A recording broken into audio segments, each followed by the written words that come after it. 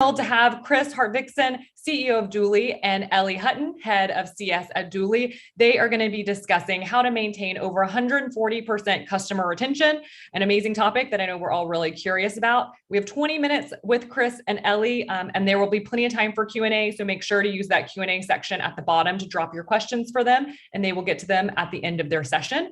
Kris and Ellie are going to be starting off with some really awesome stats, telling more about their journey and how they got to this number. So without further ado, Kris and Ellie, I will pass it over to you guys to take it away.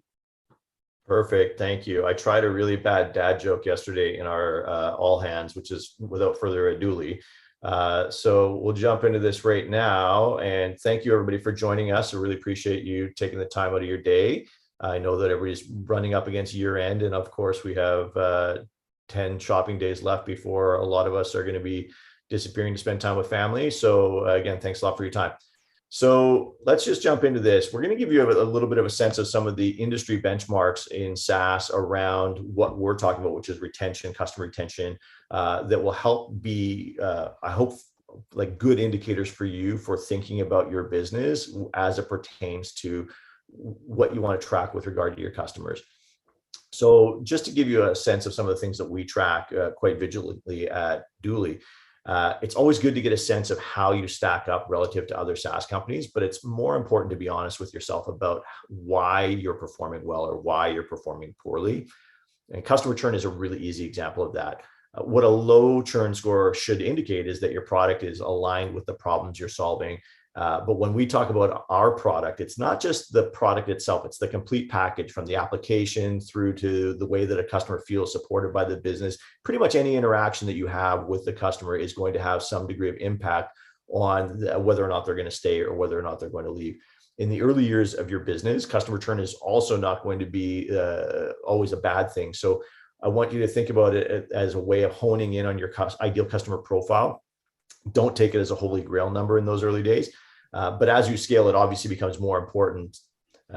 So think about it as you continue to grow as a way of understanding how much new revenue you need to generate just to stay level with the prior year. So if you look at the industry averages in SaaS, somewhere between 4 and 5% is sort of the norm. I'll give you a sense of why I think we've done some things to keep our churn incredibly low in our journey. The next thing that we track within Dooly is Net Promoter Score. And the Net Promoter Score is really just a means for further understanding customer sentiment toward your product and toward your business.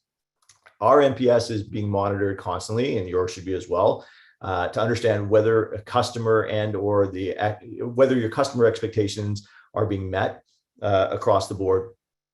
So what we've done at Dooly, which I think is slightly different than the norm, is we've taken a slightly adapted look at NPS of late to get a sense of how a user would be impacted if our product went away entirely. Not only does this help us get a sense of overall satisfaction, but it's also helping us to steer toward our ICP, our ideal customer profile, that much more effectively. The stronger your NPS score gets, the more you can expect material impacts on your business, whether it be accelerated virality for a PLG company or a reduction in your customer acquisition costs for a more traditional sales-led motion. Those that apply a really positive NPS toward your business are likely going to be the ones that help you scale all sorts of different initiatives across the company, whether it be G2 reviews, Capterra reviews, asking them in for product sessions to work with your product management team, etc. Most importantly, it should be a really strong leading indicator of churn or growth opportunities. And that leads to the heart of our topic today, which is how do you perform with respect to net revenue retention? For those of you that aren't tracking net rev retention right now, it's a pretty simple equation.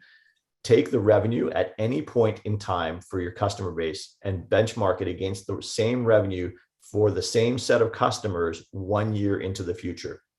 If your churn numbers are low and your in-account growth numbers are high, you're going to end up with incredible NRR numbers, with anything over 100% putting you in the upper echelons of SaaS. So you can see at Dooly, we're pretty proud of the fact that we're maintaining an NRR number of above 140%, which is a world-class number. And that's, again, it's just a combination of so many different factors from in-product and human-led experiences, and aligning both of those with an ROI story that really resonates with your core buyer. By doing so, you can really improve your LTV to CAC ratios and reduce the strain on your sales organization to carry the whole load of growth moving forward.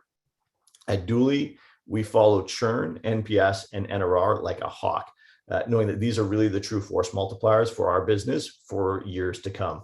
And I'm going to hand it over to Ellie to take the next slide. Great. Thanks, Kris. So Kris and I have learned a lot of lessons over the years working together. We've known each other for quite a while across 2 companies. We've got 5 tips in 5 minutes, so you can get to these kinds of results too. So first big tip, be customer first. This is really table stakes in earning the right to grow. You got to go beyond paying lip service this idea and put your customer truly at the center of your business and know them intimately. You can't get to product market fit right or reap the benefits of product-led growth without this. And you really need to go beyond just listening and be truly empathetic to their problems and pains, really intimately know them. For us, this means championing the voice of customer across the full journey to the whole company. And we do have a resource who's responsible for keeping everything in motion and making sure that all of the signals that are out, in the market and G2 reviews and all those things, support tickets, all those things are getting translated into the business and what it means for them. But really, everybody is responsible for being a listening post and feeding that knowledge back into the business. It's also really important to focus on one persona's, to become one persona's favorite first before expanding your market.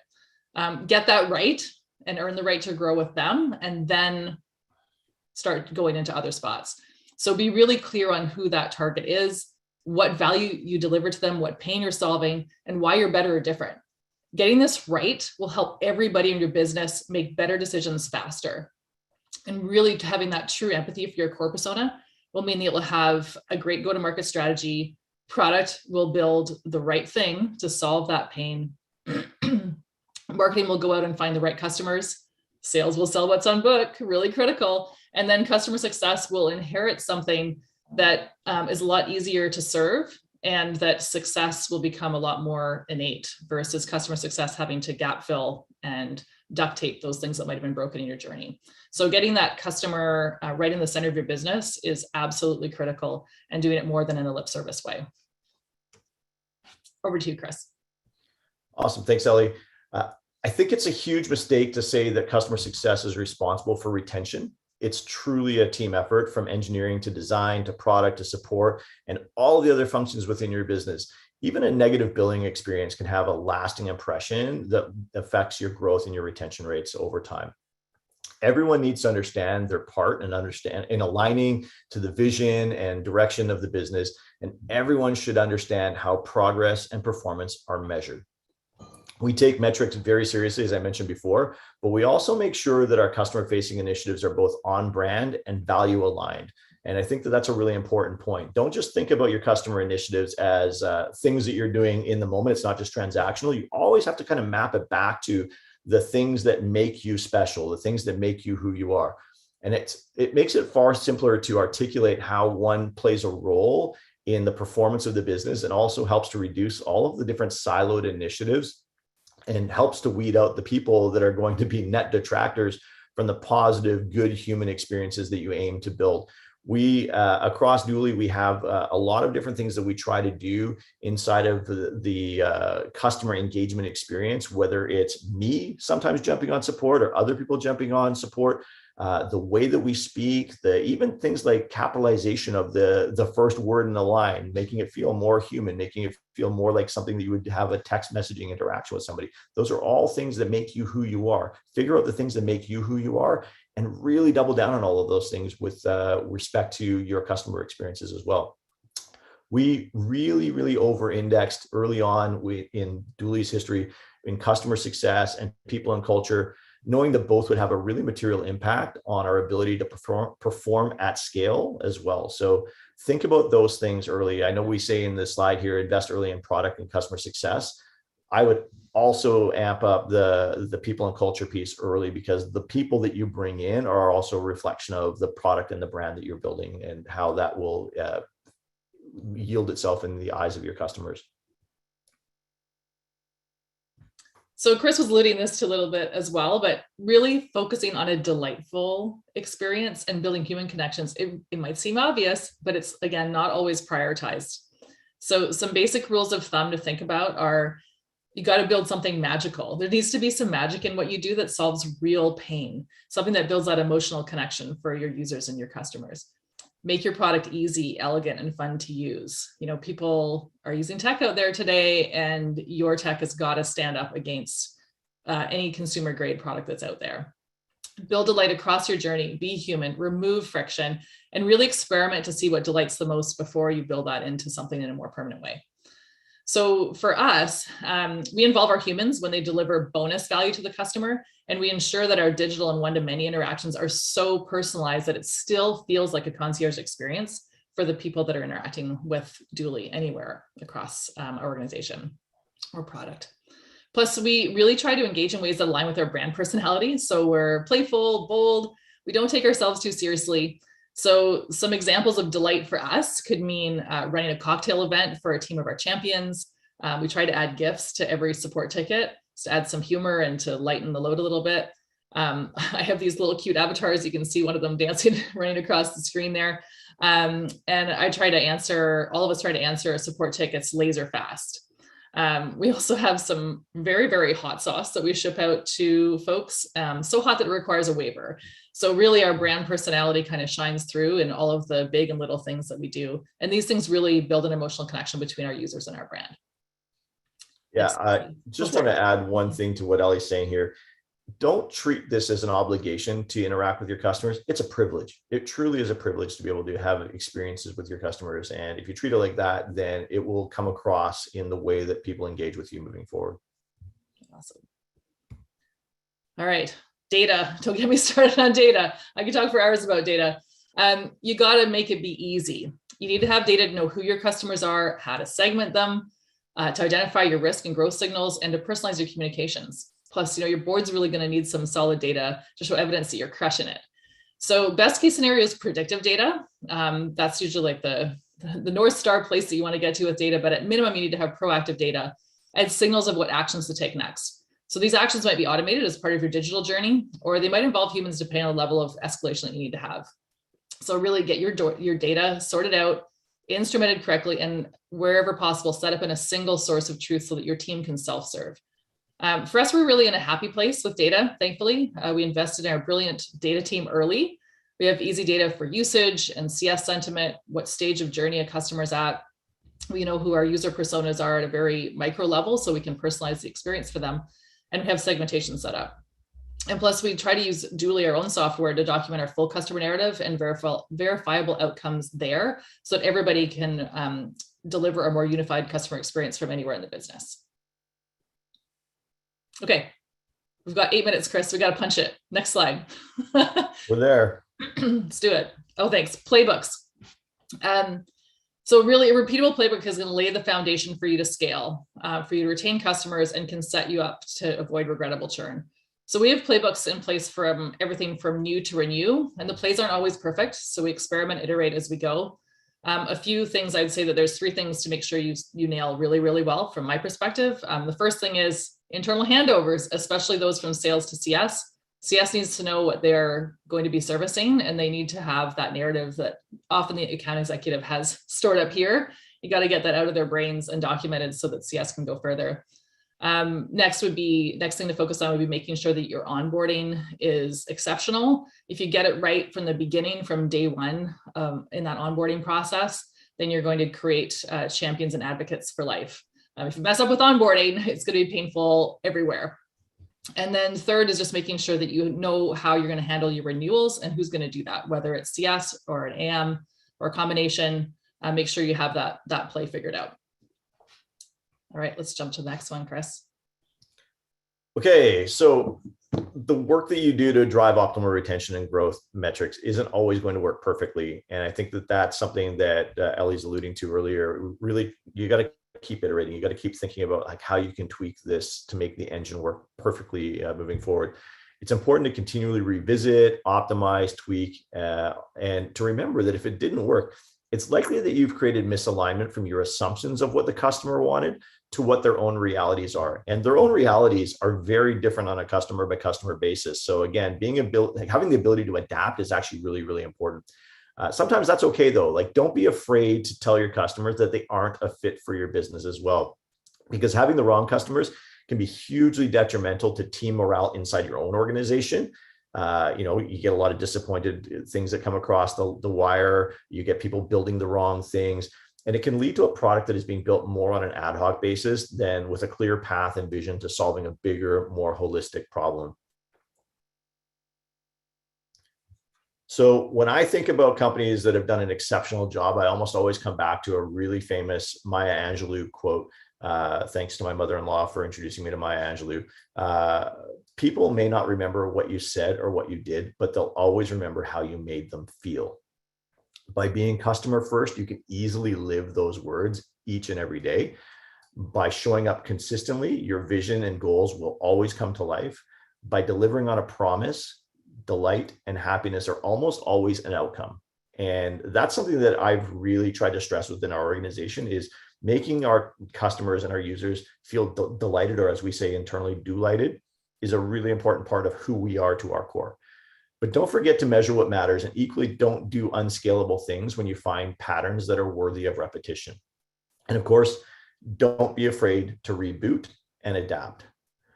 If it isn't working, delivering the results that you hope for is almost always going to be a challenge. And that's when you need to consider readjusting and going back to the beginning and resetting and rebooting. So I think that's all we wanted to make sure we covered across on today. And now we have an opportunity for Q&A. So I'm going to stop my share. We can jump into it.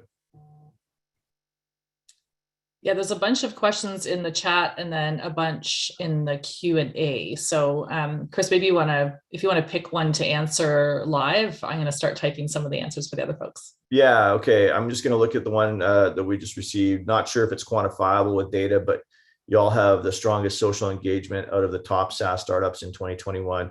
How do you think your social LinkedIn efforts further the community engagement and retention efforts currently? It's an interesting question. I think that what we've tried to do is we've tried to create a real emotional connection to the brand and the business, but not in a way that makes you think, okay, I just want to hang out with Dooley because they're fun, because we're solving something that we believe is really core to some of the pains and problems that our users wake up to every single day, or have woken up to every single day in the past. We're just trying to be really relatable. And so when we amp it up on social, it's certainly part of our growth efforts without a question, but it really is from like coming from a good place in our heart. We really want to try to make sure that people understand that there's something that can solve the pain that they've been dealing with for so long. So I'm sure that it makes us more relatable. I'm sure that it makes us feel like we're in the room with them. And to a large degree, we are. We've all lived this. That's my whole background. Who should own NRR? Ellie, I don't know if you and I have the same opinion on this, but I'm going to let you go for it. Fire away. Yeah, I mean, it really depends. For us, it's a shared metric, sales and CS. Our CS team doesn't own the revenue, though. We have AMs and AEs who manage the dollars. And CS is solely responsible for making our customers be as successful as possible and turning them into champions and advocates. But it's a shared metric. We do have it on our line. Yeah, I would say I'm going to expand a little bit on that. NRR is one of the things we track as a KPI for the whole business. So everybody in the whole company plays a hand in net rev retention. I think that you would be mistaken to think that an engineer doesn't care about net rev retention within our organization, or a product designer or anybody else, because they're indicators of how well we've assembled the product as much as they're indicators of how well we've supported the product, stood it up, presented it, etc., to our customer base. Let's see, what else have we got here? What tools do you use for data and analytics, marketing, sales, product, CS, dashboards, etc.? Go for it, Ellie. This is you. Yeah, Salesforce, Looker, Duly is our own product, obviously. And then like we have a broader tech stack than that, but those are our three kind of key ones for data. Yeah. We took a lot of time and investment into the data side of our business, and Looker has been one of the cornerstone pieces of that. We are incredibly data driven to try to get ahead of problems instead of waiting for a problem to occur. We're trying to find those things way up in advance. And you can usually see that in the way that people are interacting with your product, or the things that you would expect them to do versus the things that they aren't doing. And I think we're at time, Kris. Yeah. Okay. It looks. I heard one more question, so let's go okay. far away. I can take this one of how do you build an emotional connection with and offer a personalized experience for customers at scale? Yeah, data. You can't do digital without data. You got to have data, and you got to have data at a level in a way that you can personalize the communications to your users in a relevant and relatable way. So for us, it's knowing what role they are. So if they're an account executive or a CSM or in sales ops, we personalize that journey and experience for them so that it's really clear the value that they'll get out of our product, and really clear on how they should use the product themselves in terms of best practices. Without that, you can't get super personalized.